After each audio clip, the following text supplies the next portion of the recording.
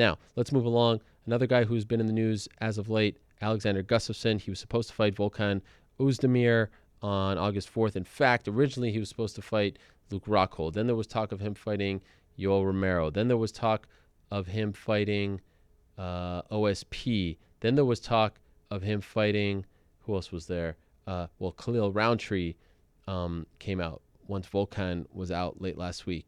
And then Anthony Smith wins on Sunday in Hamburg, Germany, and he calls him out. But then we found out late last night that, late yesterday afternoon, that he is in fact out due to a minor injury and hoping to return end of the year. Daniel Cormier has weighed in on this situation. It's an interesting time at 2:05, so we're happy to talk to Alexander Gustafsson, who joins us now via the phone. Alex, how are you? I'm good, thank you. How are you? I'm doing great. Thank you very much for coming on the show.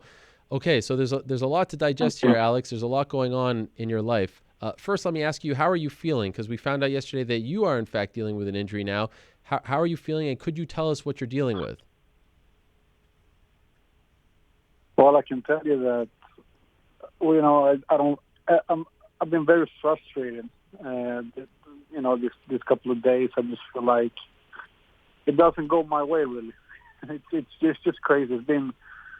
It's just crazy, man. And I don't want to talk about my injury. It's just a minor injury, nothing to talk about really. It's just a thing, and it gets on my nerves. But it is what it is, and I'm here now, and I do everything in my power to bounce back, and I will in a couple of weeks. So, and to be clear, you cannot fight on August 4th, correct? That is officially out of the picture right now. Yeah, basically. When you found out that Volkan was out, after everything you've been through to try to stay on this card, Rockhold, Romero, those OSP talk, all this stuff, when you found out that Volkan was out, that must have been devastating. And from what I understand, you got hurt around that time as well. How did you handle all of this? Yeah, no, like I said, it's been frustrating. I don't know what's going on. It feels like, I don't have any flow right now. It's just crazy. I'm telling you, I'm so frustrated because this was my card. This was my fight, and then Volkan fell off, and it was a fight that really motivates me. To fight Volkan, it's the best fight for me, and makes most sense. So I felt great, fighting him and everything. But then he got injured, and it is what it is. It happens, and after that, we just whatever they put on the table, I'll fight him. I'm in shape, and I'm one of the best. I'm the best shape of my life here, and everything. And then I got injured. Then I got injured from nowhere, and it's just crazy. That's all I can say to you, man. It's just crazy. I'm telling you. And then the weirdness of it all happens, and I'm sure you know this. Anthony Smith wins on Sunday, and then he calls you out, and then we find out that you're hurt. And so now people are saying, "Oh, why didn't you say this earlier? Why didn't you say that you were out?" When did you get ruled out of August 4th? And why didn't you say it earlier so that people didn't think that you were trying to avoid Anthony Smith? It was before his fight. He hasn't even fought then when all this happened to me, And what can I say? It was before Anthony Smith's fight, and no, I wouldn't duck anyone. I don't fight anyone. I fight anyone. I'm telling you, I'm fighting anyone. But what can I do? It is what it is. I'm hurt. It's a thing. It's not even worth talking about. It's just a thing. I'm hurt, and here I am, and it is what it is. And then I think you were sleeping during all of this, which I feel bad for you waking up to all of this. But then Daniel Cormier went on Instagram and posted this long message to you. Did you see that? No, I haven't even seen that. You haven't read it? No, I haven't read it. I just heard, I heard about it. I haven't read it. I heard about it, and I don't even want to read it. I'm so up in my own thing now, and I've been so frustrated and so you know, and so I haven't really, I don't want to read it. I don't want to read it. It is what it is, you know. It's nothing I can do, and he can write whatever he wants to write. And I just feel like I'm here now, and I just want to prove everybody that you know I want to get in there and fight. It's just not my luck. I'm telling you.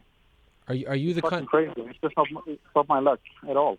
Are you the kind of person who believes in bad luck? Like, do you feel like you need to get this hex off of you? Like, it's just been one thing after the next? Are you the kind of person who feels that way? You know, if I didn't was before, I am now. I'm telling you. Yeah. It's been over a year, and I really. And then first though I was injured for about half a year with my shoulder, but I let that go, and I've been training since February. You know, I've been staying active, or trying to get some good fights, and we've been working. The whole team has been working, and you know, I'm in shape. I'm fit. You know, and Volkan couldn't fight, so I'll fight anyone. I will fight anyone. I'm telling you, 4th of August. But you know, here we are, and it is what it is. So I had we had long talks, me and my team, and you know, it's nothing more we can do, basically, more than take it what it is, and then jump back as soon as I'm healthy and I can do all the things I need to do to prepare for a fight, and it's not more than that. I just have to ask, because you're on the phone, you know, Daniel threw out some pretty big words talking about you, saying that you're delusional and you're entitled, and that you called out his friend after he got knocked out, and that he's never going to fight you ever because he doesn't like who you've become. And as I say this to you, do you have any response to that? No, I don't. I don't have any response to that. You know, he can say whatever he wants to say. It's all up to him. You know, all I can do now at this point is to prove him wrong. And I'm telling you, only his words, that's my motivation right there. That's my motivation. You know, you made my night now telling me all these words. So that's my motivation. And I'm just going to prove him wrong. Nothing else. I'm going to prove him wrong. I'm not going to talk. I'm not going to respond to his text. It is what it is. He can write whatever he wants, say whatever he wants. I'm going to prove him wrong.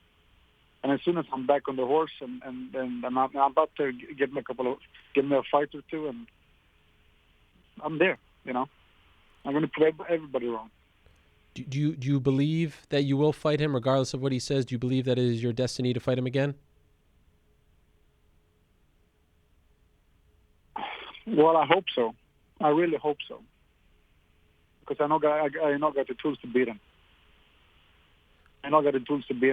So I really hope I can fight him, and that's all I can say. You know, I have to pay some attention and focus on my own thing now, and you know, I don't want to sit there and talk a lot of things about that and whatever. I just want to be back in the game and show everybody that I'm here, and I will.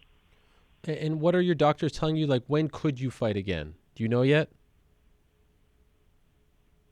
It's hard to say now, just right now. But it's just a minor injury. It's nothing. It's not even serious. It's just one of those things you have to fix before, so I can do whatever I want to do. So I can work with every weapon I have. So, you know, a couple of weeks, more or less. We had Anthony Smith on earlier, and he said that he thinks that the most fair thing to do is to fight you for the vacant title, that DC should be stripped of it if he's going to stay at heavyweight. Did you see his win over Shogun? And if so, and even if not, are you interested in fighting him? I fight anyone. Okay. As soon as I'm back, I fight anyone. He wasn't the only one calling me out. People were calling me out from everywhere, and it's hard to describe with words how frustrated that is, you know, because you know, Volkan is out and people just want to. I see that as more motivation too. I enjoy people calling me out. That's good, you know. And then you know, I'll fight any one of those guys. Just I can't right now. That's the shitty thing of all of this. Last thing for you, Alex, and I've been talking to you for a long time now. It's, I don't know, maybe 8 or 9 years at this point. Have you ever been this frustrated Yeah. in your career? I feel it from your voice that you are just frustrated. Yeah. No. I'm telling you, it's just been a crazy weekend. It's been a crazy couple of days, and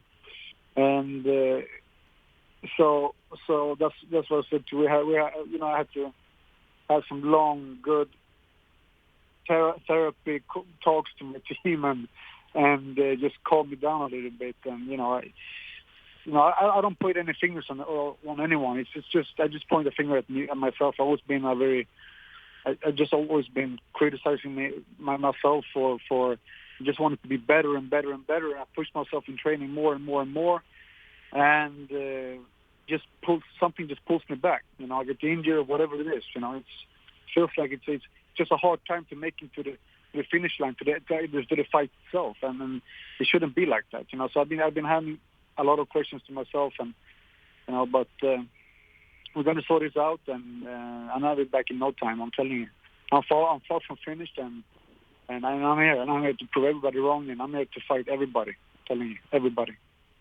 I wish you the best, Alex. Thank you very much for doing this. I know it's late over there in Sweden. Good luck to you. I hope you feel better soon, and hopefully we'll see you back in there sooner rather than later as well. Thank you very much. I appreciate that, my friend. Thank you. Okay, there he is. Alex the Mauler Gustafsson. Like I said, I've been talking to him for a very long time. Never heard him that frustrated before.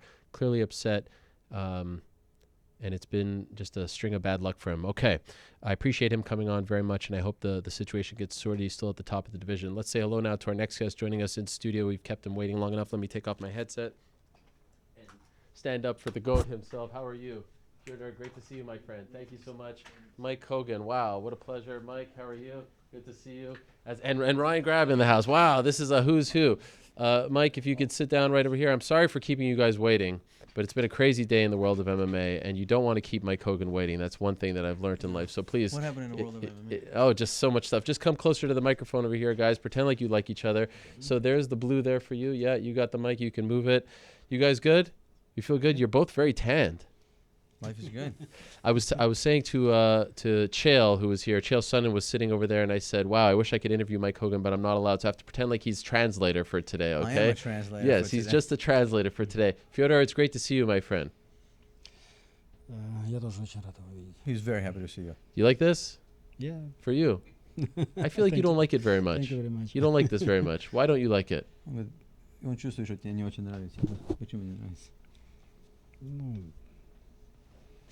Он больше похож на бывшего президента Америки Буша. He said that Bobblehead looks more like George Bush than me. Wow, really? I see it. The son, George W. Bush, right? Yeah. I see it. Okay. That's a good call on you. Я шучу. No, he's just joking. Okay, fair enough. I also have your picture right over there behind us. You see yourself right over there in the suit. How about that? Paying homage to you and many others. So we like to pay respects here. You're very tanned. Have you been outside on vacation? Where's this tan coming from?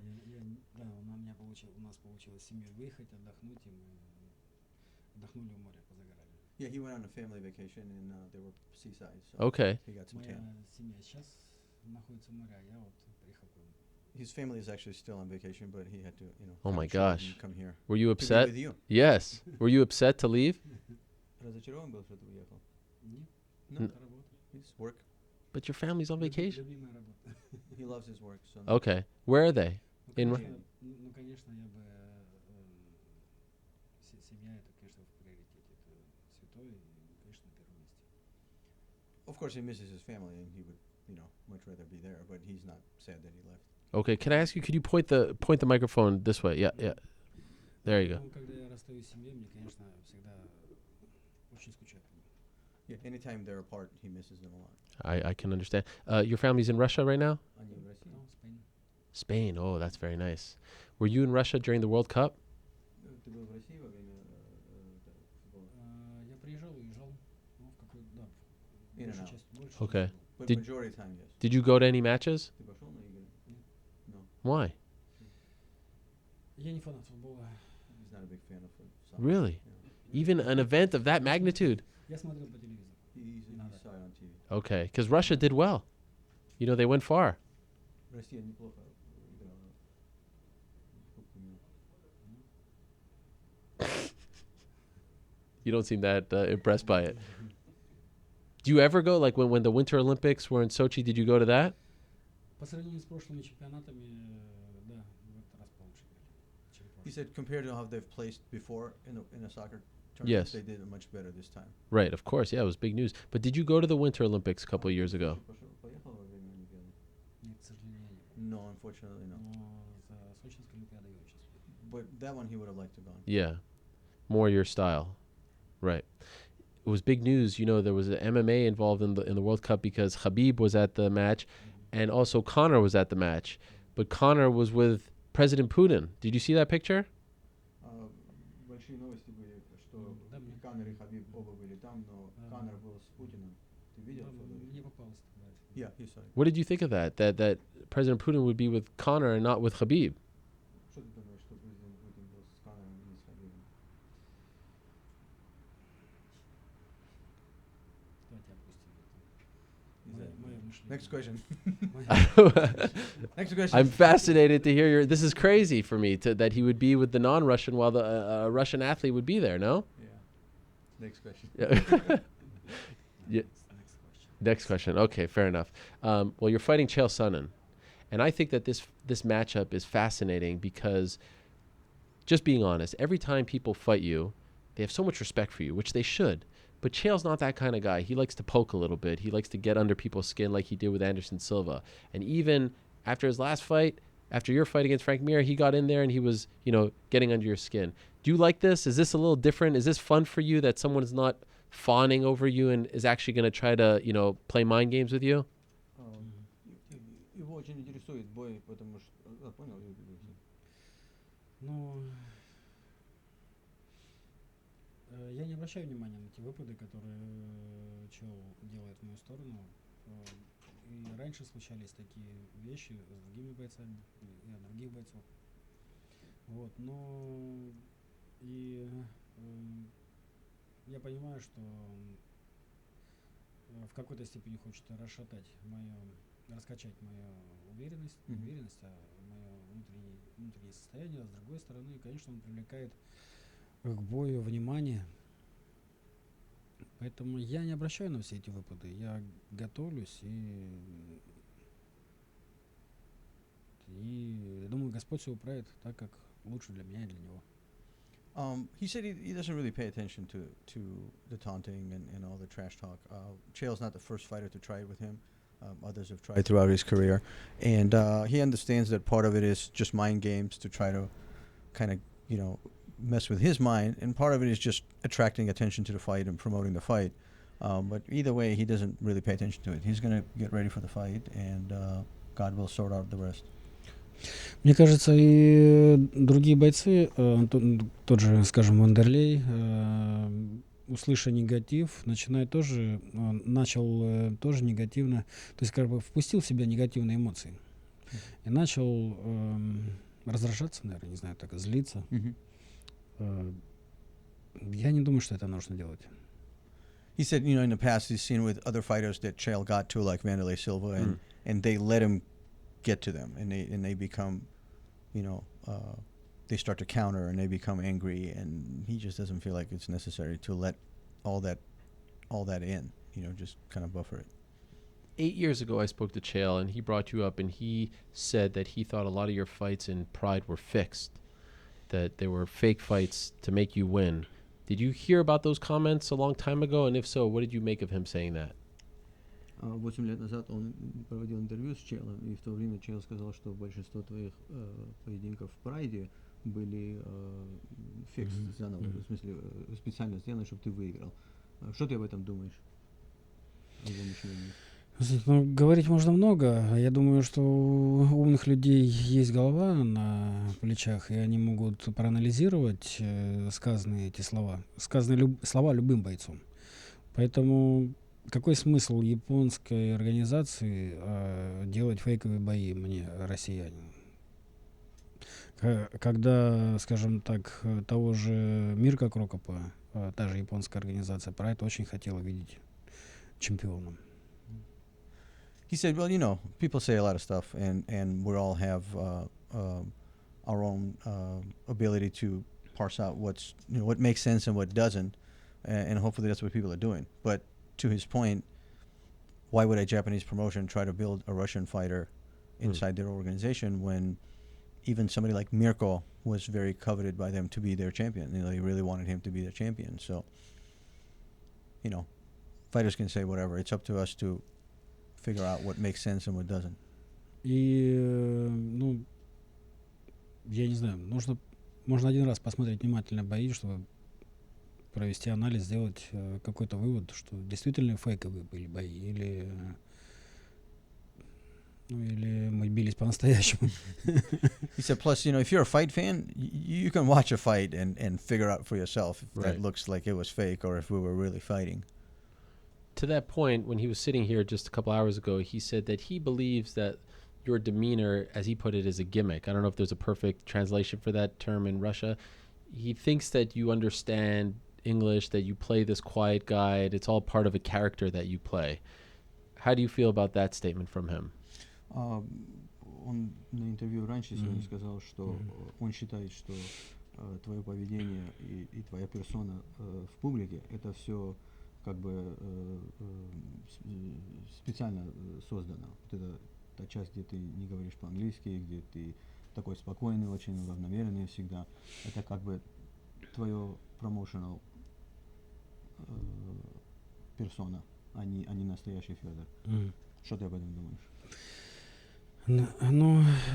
Скажем так, мой английский не настолько хорош, чтобы давать на нем интервью. Я, конечно, все понимаю, но, скажем так,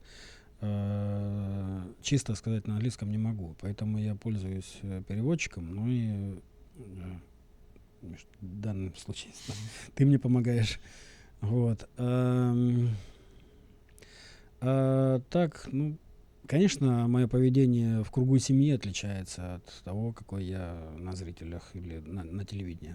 Конечно, мое поведение на тренировках и с моими друзьями-бойцами или просто с друзьями, оно тоже отличается от того, какой я и в семье, и здесь. Но, скажем так, люди, которые бы меня вели или выстраивали мой пиар или мое поведение, такого нет. То есть я такой, какой есть в данный момент. He said, well, first of all, I do understand English. I never said I don't, but I feel like I don't possess enough of it to conduct interviews properly, so I'd rather do it in Russian and use translators. But he does understand everything that people say. As far as his personality, yes, he's different at home than he is in public or even at a training facility. And he's different with his teammates during training than he is at home or in public. And then he is a certain way in public. But all of it is him. There's no facade. Nothing's made up. He doesn't have a PR team that, gives him pointers as to how to behave. He just behaves the way he feels he should in a particular environment. When I watched your fight against Frank Mir, I felt like I was going to have a heart attack because the whole thing happened so fast. It was like this incredible car crash that you couldn't look away, and he comes at you quickly, and then you come out and you knock him out. It was a little bit reminiscent of your fight against Dan Henderson in that the whole thing was frenetic. That's the word. It was just intense. How important was that win for you? Obviously, you don't win that fight, you don't move on. But was there a chance that if it didn't go your way, that would have been the end for you? Во время твоего поединка с Фрэнк Миром у него там чуть ли разрыв сердца не был, потому что бой был очень динамичный, очень быстрый. Он тебя сперва в нокдаун, потом ты его нокаутировал. Это все очень быстро произошло. Насколько важна эта победа была для тебя? Не только потому, что ты теперь продвинулся в турнире, а просто для тебя как бойца. И есть шанс, что если ты проиграл этот бой, что это был бы твой последний?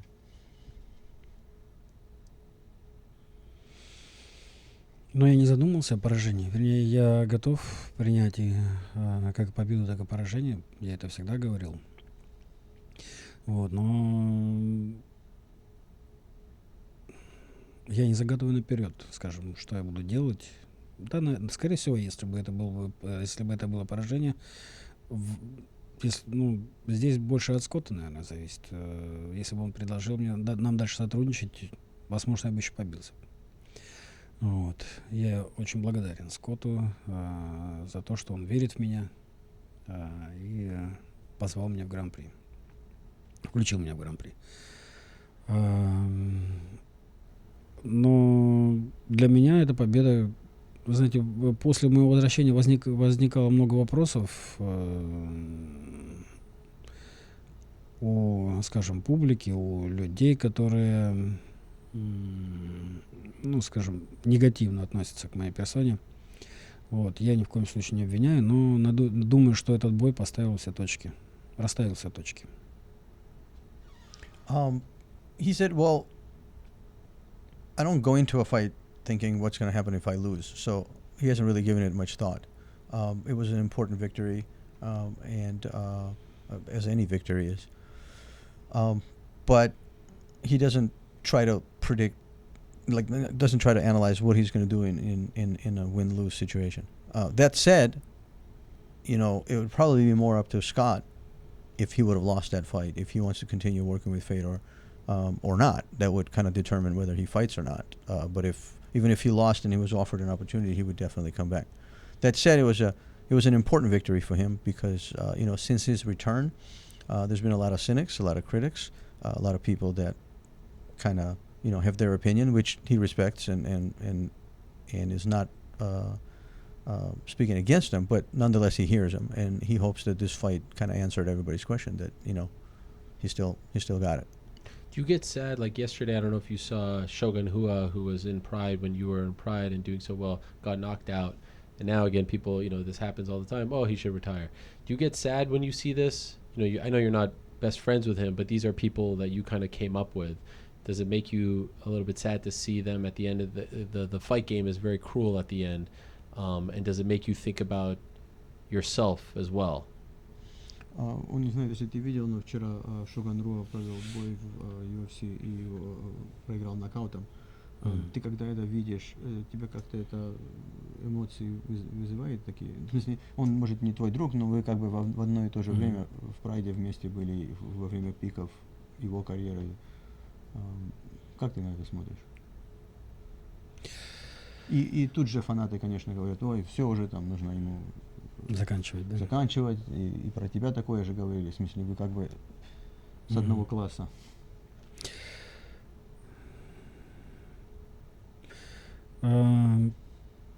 Когда бойцы, уже зарекомендовавшие себя в своем классе, проигрывают, это всегда трогает, скажем так. Вот. Ну, уже времени прошло после Прайда, уже много времени прошло после Прайда, поэтому я не знаю, в каком сейчас состоянии Шоган. И, к сожалению, я не видел этого боя, потому что только вернулся, сюда приехал из Китая. Вот, и был в дороге, поэтому я не видел, к сожалению. Вот, ну, в принципе, добавить больше нечего. He said, it's been a long time since the Pride days, and it's always disheartening to see, a fighter lose. He didn't see the Shogun fight. He was flying here from China, so he was traveling. He didn't see it, and it's disheartening. But that's pretty much all there is to say. What was he doing in China? А что ты в Китае делал? Два бойца бились моих, победили. Брат Анатолия Токова, Владимир, победил бразильского бойца, и Давид Гладун тоже победил, 77 килограмм. Победили, оба бойца победили. He was there with two of his fighters. They were fighting at a show in China, and both of them won. One of them was Tokov's brother. Okay, he's a 55er, so they both won. So he was there to corner them, and then came here. Congratulations. Thank you. You're fighting in New York on October 13th, and the night before is the other semifinal fight between Ryan Bader and Matt Mitrione, and so you're fighting the next night on Long Island. Tickets go on sale, by the way, on Friday, Bellator.com, Ticketmaster.com. Mike, love you. But the last two times you fought in this area, to the best of my knowledge, Madison Square Garden last year, and then against Bigfoot Silva in New Jersey. There's a huge Russian population here, and they love you, but it hasn't been very good luck for you here. Were you reluctant when you found out that you were coming back to the New York area to fight? Твой бой 13 октября в Нью-Йорке. За день до этого будет Райан Бейдер против Митриона. Твой бой проходит в Нью-Йорке. Здесь очень много русских, которые тебя очень любят и поддерживают. Но последние 2 раза, когда ты был в этом регионе, проводил бой в Madison Square Garden и против Бигфута, ну, это в Нью-Джерси было, но недалеко отсюда, не очень в твою сторону оба боя были. Ты как-то, когда узнал, что будешь в Нью-Йорке биться, тебе как-то это, ты задумался об этом, или тебе все равно, в принципе, где? Ну, меня всегда трогает, когда я слышу, как за меня болеют, и я слышу, что болеет не только, то, что много россиян приходит, но русских людей приходит, но болеют американцы. Мне это всегда, наверное, к этому невозможно привыкнуть. Вот, и меня всегда трогает это. А что касается, что у меня не очень удачные были раньше выступления здесь, я не суеверный, я буду готовиться, и победу дает не место, не какая-то арена, а победу дает Господь. He said, you know, he's always very touched that he has a large contingency of Russians that are fans of his, but he's equally touched that he also has a lot of American fans, and actually that one he kind of still can't seem to get used to, like the fact that he has so many American fans. So he's very appreciative of that. As far as fighting in New York, he's not superstitious. He doesn't believe that an area affects your fight or an arena affects your fight. He believes that, you know, it's in God's hands wherever he fights. So. By the way, I know you have a hard out. Do we have like 10 more minutes? Is that okay? Yeah. I'm already late, so. Okay, thank you, Mike. I was told he could stay, but you're very busy and have to go, which is rare. Tanya is usually very, pleasant to be, but Mike has his own rules. I understand he's a very busy guy. I miss Tanya. Where's Tanya, by the way? I don't know. Где Таня? Я думаю, она приедет в октябре. She'll be here in October for the fight. Okay. You guys can talk for hours.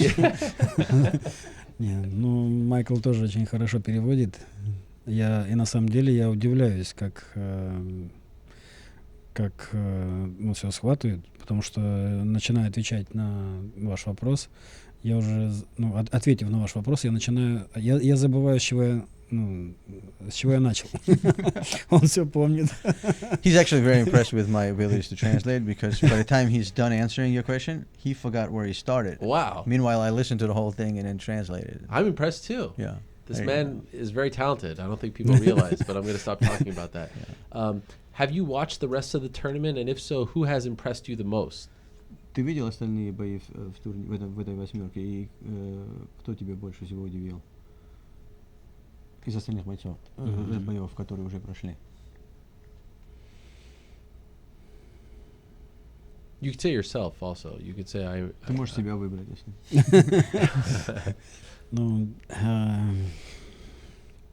Мне все очень интересны были, конечно, я следил за... То есть это все потенциальные мои соперники. Вот. Но, конечно, концентрируюсь на ближайшем бое. Вот. И посмотрим. С той стороны Мэтт провел долгий бой. Многое показало, скажем мне. Дало, скажем так, пищу для размышления. Вот. Но никто тебя не удивил так, чтобы ты увидел бой. Второй бой был очень быстрый, поэтому сказать, чтобы там что-то можно было взять для себя. Есть нокаутирующий удар, это...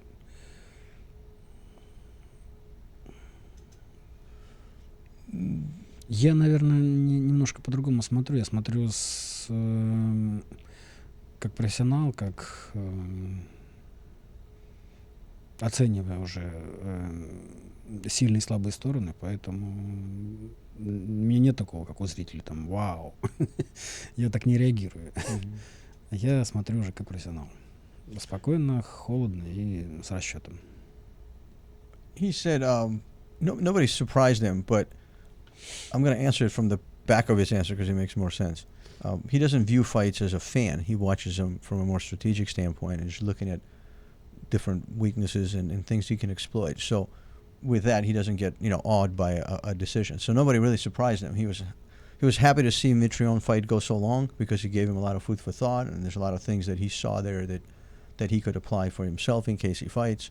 The Bader fight was so short. There's not really much to tell from it other than the guy hits hard, obviously.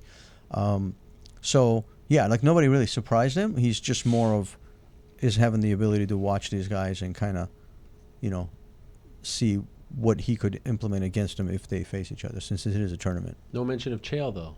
What about Chael? А ты про Чейла ничего не As сказал. a heavyweight for the first time. What did you think of him? С его боя он тоже был длинный. Да. Я присутствовал на этом бое, поэтому Чел тоже очень грамотно, скажем так, провел свой поединок. И убрал, очень опытного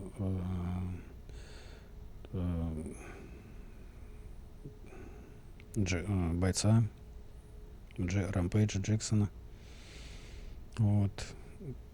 В принципе, победа заслуженная, уверенная и очень грамотная. То есть, может быть, для зрителя она была не очень, скажем так, интересная. Может, не такой яркий поединок был. Вот. Но как спортсмен он очень грамотно провел бой и привел его к победе. He said, Chael fight was also interesting. He said it might have not been as interesting for the fans and it wasn't as exciting, but as an athlete, as a fighter, to him, it was very interesting. He thought Chael fought a very strategic fight and did well and took out a very formidable opponent in Rampage Jackson. So he was very impressed. He thought that it was, he fought very smart and won the right way. Two last things for you. Massive story last week, and I'd love to get your take on it because it felt like it was like some sort of bizarro world. M1 Global came out with news that they are going to work with the UFC now. And this was crazy for me because for all these years they wanted to work with the UFC to bring you over, and now they're going to do some sort of talent share where the fighters get to go to the UFC. What did you make of this? Is it true? Is it not true? Do you have any take on this story that came out last week from M1 Global? На прошлой неделе в новостях было, что UFC и M1 Global будут сотрудничать вместе в России, проводить турниры совместно и обмениваться бойцами. И для него это было очень интересно, потому что столько лет M1 и UFC пытались сотрудничать, чтобы ты попал бы в UFC, и никак у них не получилось. А сейчас вдруг они могут сотрудничать. Что ты об этом думаешь, если вообще что-то думаешь? И ты знаешь вообще об этом? Я слышал, у нас эти новости на фоне слухов ходят в России. Четкой информации нет по этому поводу. Ну, да, все возможно, учитывая то, что кто возглавляет M1 Global, и все возможно. He said, in Russia, it's more of a rumor. There's not really a whole lot of actual hard, not facts, but information onto the details. But he said it's possible. I mean, if you look at who's leading the M1 Global, he said anything is possible. You're no longer with them, right? You're no longer affiliated. Не связан с M1 больше. Нет. No. Уже давно. For a long time. For a long time. How do you think they're going to do in Moscow?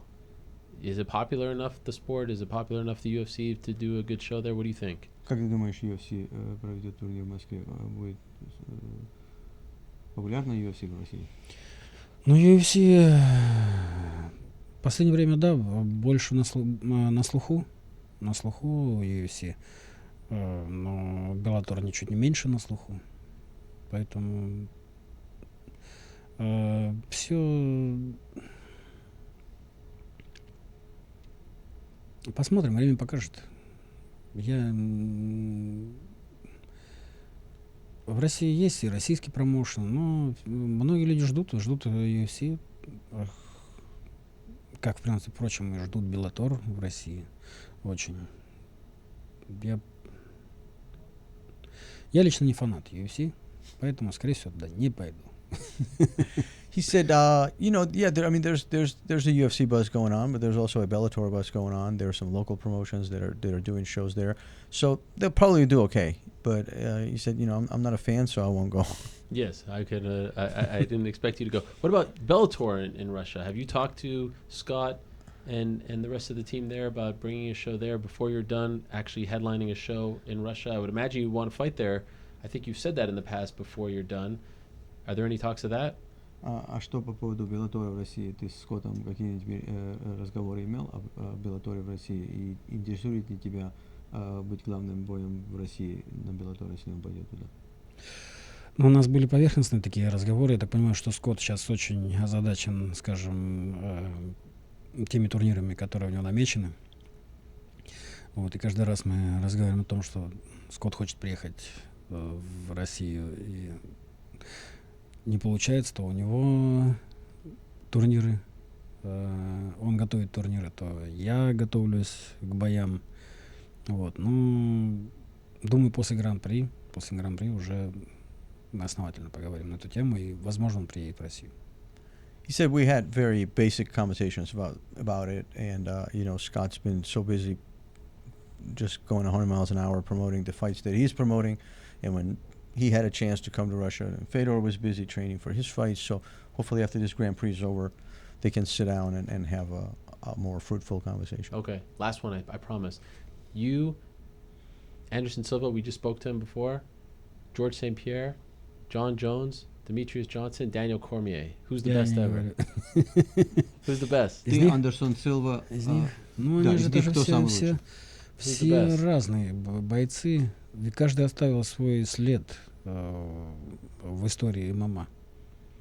Я бы, ну, как можно выделять? Ну, все по-своему интересны, у всех есть своя изюминка, наверное, так.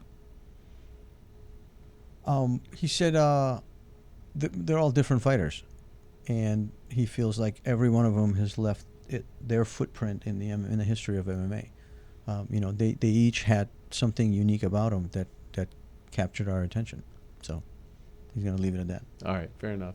We could talk for hours, but we have to go. Thank you so much, Fedor. I really appreciate it. Mike, sorry for keeping you waiting. I know you hate me now, but this was a huge honor for me. Thank you so much for coming in. Thank Я you тоже хотел поблагодарить. Каждый раз интервью. Thank you very much for your interviews. Каждый раз наши беседы очень интересные. He actually likes being interviewed by you. He feels не похоже на интервью и не похоже на других, скажем так.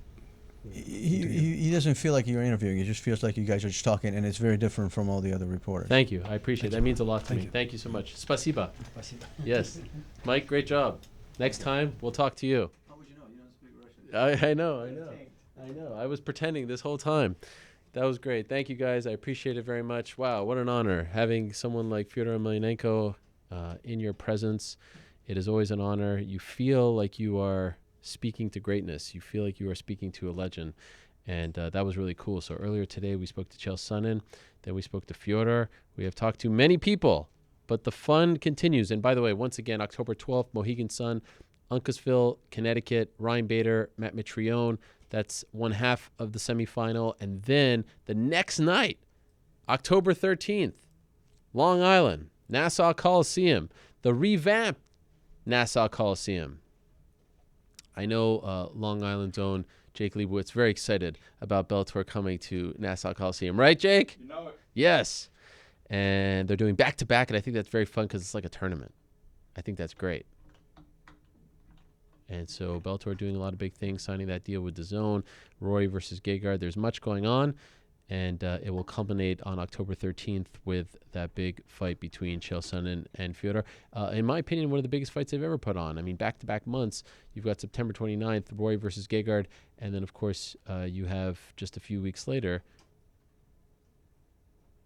Fedor versus Chael. Okay, let's move along. Dana White, Tuesday Night Contender Series, big fight tomorrow, Nick Newell. Last week, the big fight was Austin Vandeford fighting against Angelo Trevino. Vandeford, prospect out of Oregon. Chael Sonnen has been talking to me about him for quite some time, and he gets an opportunity on the Fight Pass show, Tuesday Night Contender Series, weathers a very early storm and ends up winning in the second round. Showed a lot of resilience.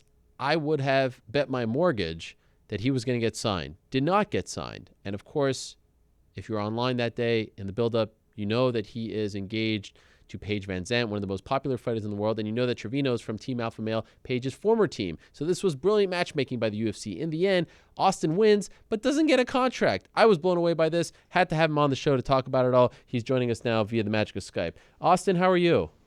Hey, doing good. How you doing? I'm doing great. Thank you very much for doing this, and thanks for being patient. I appreciate it very much. Oh, no problem, man. Yep. Okay, so congratulations on the win. First, let's talk about the making of the fight. I'm assuming you knew that Angelo was an alpha male guy. Did you think in the back of your mind, oh, they're trying to play up this whole thing about Paige leaving the team? I'll play along. This is my shot in the UFC. I'm cool with it, but maybe it's a little much. How did you feel about it?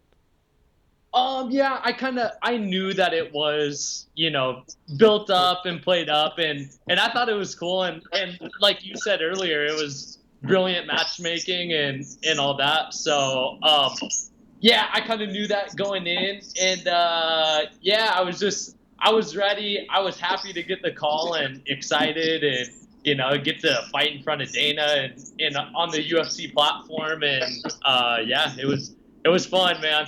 Okay, so you're okay with it. You get what they're doing, but you're at peace with it. You take the fight. The first round does not go your way. It looks like you were in trouble. What did your team say to you in between the first and second round to get you to regroup? And how were you feeling? Did you feel like, the cobwebs were cleared, so to speak? Yeah, no, Angelo's a tough fighter, and he comes from a really good team, and he landed a good shot and put me on my butt, but I never really felt I was in trouble. I felt I was ready to get into a scramble and get back up to our feet, and so we went to the corner, and my coach Fabiano, he's got a lot of confidence in me and has seen me grow and all that, and he basically said, let's regroup. He gave me a couple of tips and pointers, and I felt like I went out and executed what he wanted of me. Yeah, and you finished him in the second round. What a great comeback. You submitted him. It was amazing to see you turn around like that. Did you think when that fight was done, oh man, like with this comeback, with what I've done here, no, like I am a shoo-in. I am on my path. Yeah, I did. I felt pretty confident going in, but nothing's given to you, and I knew there was a chance that I wouldn't get picked. And going into it, I was first and foremost, I wanted to get a win, and that's what I was focused on. I wanted to win the fight, and whatever else was going to happen was going to fall into place. And unfortunately, it didn't. But my plan was to get ready for the next fight, win, lose, or draw, contract or not. And here I am, and I'm ready to go out and make a statement and continue to prove anyone else who doubts me wrong. What was that? That 5-10 minute stretch when they have you guys sitting in that room waiting to hear. What was that like? And then not finding out that finding out that you didn't get it. What was that like? Yeah, so I was joking around. I was more nervous for that part than I was for the fight. The fight's just going out and having fun and doing what we train and what I live for and what I chose to do. That part was nerve wracking, and then it was a bummer, of course, to find that out. But I'm ready to go out, and I said earlier on my Instagram page, I'm ready to fight now, and I'm excited, and I chose this profession because I truly love this, and I want to be the best in the world, and I want to compete, and I know my time will come, and I'm just going to keep improving and fighting until. Do you feel slighted? Like, do you feel like they made a mistake? Do you have a chip on your shoulder now? Not necessarily a chip on my shoulder. I just want to go out and improve. I got some great feedback from it, and I want to prove that maybe their decision wasn't the right one, but they have their reasons and whatnot, and I'm ready to go and prove them wrong. So it's brought up a lot, obviously, that you're engaged to Paige, and I feel like on top of the great win, this is like you've got the perfect story because everyone's jealous of you. Everyone wants to see you lose. You're such a nice guy, but everyone's jealous of you. Everyone, is jealous of the fact that you're engaged to Paige. So that makes you a great villain. Whether you want to admit that or not, whether you want to accept that or not, that makes you a great villain. I am shocked. Like, I feel like if I'm a promotion right now trying to start up, I would have signed you yesterday because you have that connection and everyone is just jealous of you. And I see that from all the fans, right? Do you feel comfortable in that role? Do you feel like that's a role that you're able to accept and run with? Because honestly, I feel like you should. Yeah, no, I mean, and I appreciate all the things that you say about that and whatnot. Yeah, I mean, I'm fine with that. I'm fine. Anyone can say whatever they want to say. I embrace it. This is we're talking about the person I'm engaged to, the person I love, and you know, I'd go to war, I'd go to bat for her any day, any second, any hour, you know, any of that. And I'm cool with that. I'm cool with being, you know, if people want to be jealous and all that, I'm gonna go out and I'm gonna let my talking or my fighting do the talking for me, and you know, and people can pass judgment through that. So. Do you get that a lot? Do you feel like you get a lot of jealousy? Oh yeah, I mean, you could just go. You can go click on any of my pictures and see a little bit of it. But that's the game, man. I've got thick skin, and you know, I've grown up with older brothers, older siblings who pick on me relentlessly, and you know, that's not gonna break me, man. So. How did you guys meet? We actually met at the gym. So I was living in Southern Oregon at the time, and I was commuting like 4.5 hours to come to Portland and train. And we met at our strength and conditioning workout, and it was a wrap ever since. Was it love at first sight? Yeah, I think we both can agree on that. You know, we were both interested in each other from the very beginning, and it just kind of blossomed. We ended up spending a lot of time together training and all that. How long ago was this? Man, we're coming up on close to a year now. Oh, wow. So, yeah. And you're engaged already? Engaged already, man. Dang. What, is there a wedding date? Say that one more time. Is there a wedding date? Yeah, we do. September 29th. Oh, like in 2 months? Yeah, so wow. It's been quick, man. Where? On the coast here in Oregon. Wow, that's so. So everyone was trying to figure out why did she leave Alpha Male. Now we know why. You're the reason why she left Alpha Male. Hey, it was predestined. Yeah. and so now you train with each other. Is that good? Like, you know, sometimes people can't work with their spouses. It gets a little, you know, there's a little friction. You need some space. Do you like this? Oh, I love it. I mean, it's a really unique dynamic, and it's something that a lot of people can't really relate to. But it's awesome, man. I mean, we get up every day, we spend all day together, and we really get to help each other out. And you know, my weight cut, her weight cut, training, and feedback, and it's really fun, and it truly a really awesome experience. Yeah, and now you're in the honeymoon phase, of course, so it's all going to be awesome. Yeah, exactly. We'll check back in 10 years. Yeah. When we talk again in 10 years, no, I'm confident everything's gonna be the same. And are you guys gonna go on a honeymoon after, or are you gonna wait? Yeah, we, you know, everything. Our lives are fairly crazy. She just had a good, successful arm surgery, and you know, I'm waiting to see what I have next. You know, there's things possibly on the table. I know Mike Jackson's trying to get a fight, and they want to fight for him, and you know, I'm ready to step up whenever. So, whoa, so I'd love to get a call. But yeah, I'm just staying ready. Okay, wait. Before I get to Mike Jackson, I know she had surgery last week, and I also saw on social media that at one point, I don't know if that was fake or not, but like, was her arm leaking? Was it just like bleeding all over the pillow or something? So you're saying the surgery went well, even despite that, because that seemed a little concerning. Yeah, no, it went well. We kind of knew beforehand what was gonna happen, you know, after the surgery, and the doctor was really great about filling us in, letting us know. I told Paige maybe don't post that. People would be speculating and all this, but yeah, we actually called the doctor after and checked in, and he saw the picture, and everything was all normal. Okay, Mike Jackson, interesting. He's calling you out. I didn't see that. No, I don't necessarily know that he's calling me out, but you know, just talking. I got a really great management team, and you know, I know he needs a fight, he needs an opponent, and you know, I think part of the decision not to sign me is, you know, I'm fairly young in my career. I'm 5-0. I've only had 5 fights, and they feel like maybe I need a couple more fights and all that, and you know, someone at his level or in his record, I feel like it makes sense. Did they talk to you off camera and say, look, this is the reason why? Because let's be honest, they've signed guys with less than 5 fights, so it's not like you're that young. Did they give you any kind of explanation? That was, they talked and we got some great feedback, but that was between my managers and Sean Shelby and Dana and all that. So Okay.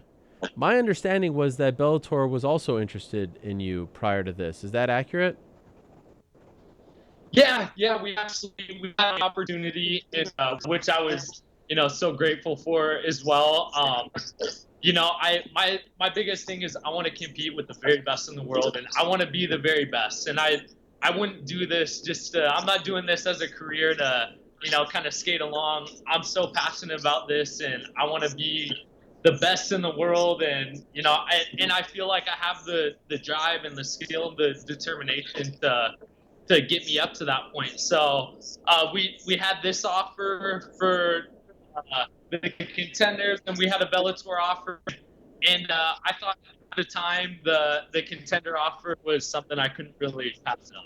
Okay, and after this experience, is the goal still to eventually go back to the UFC? Is that what you want still?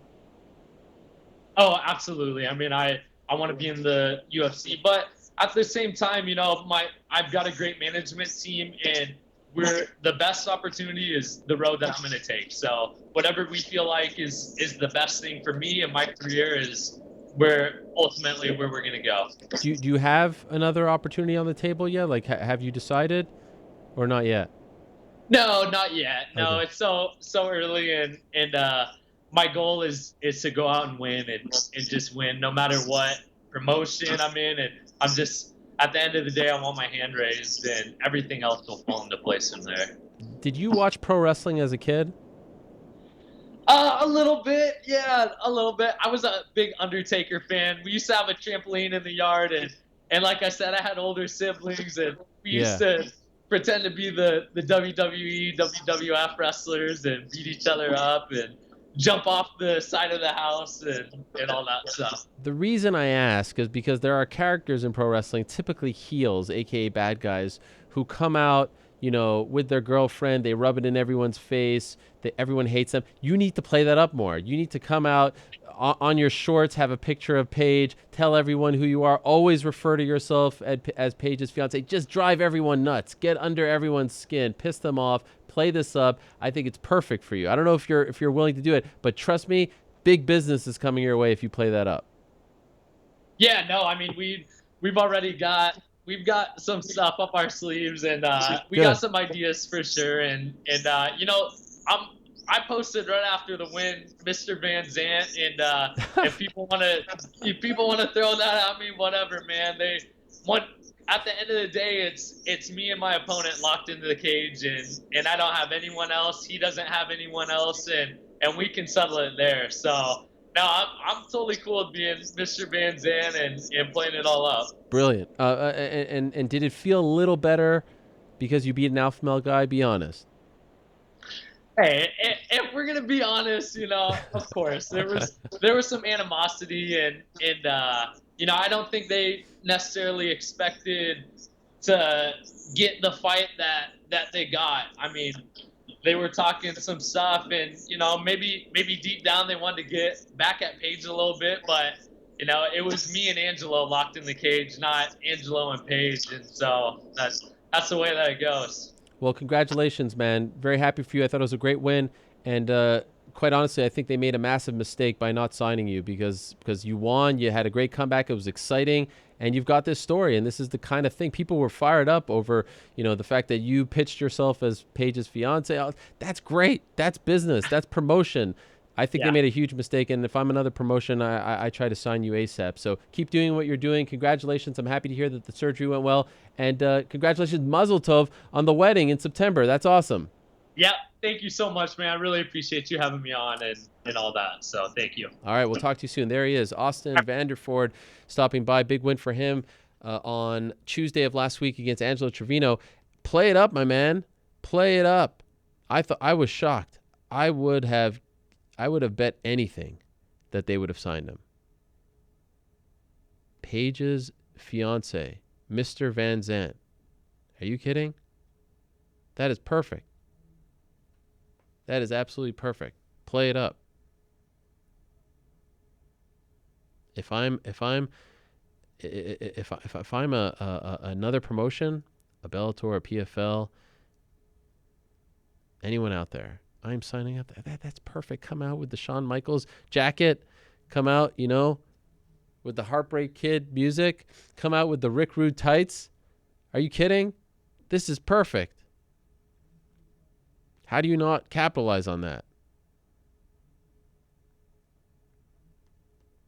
So we'll see what happens. Calling out Mike Jackson. Not sure how many opportunities he's going to have left in the UFC, but that is fun. That is certainly fun as well. Austin Vandeford coming on and calling his shot. Who would have thunk it? I had no idea.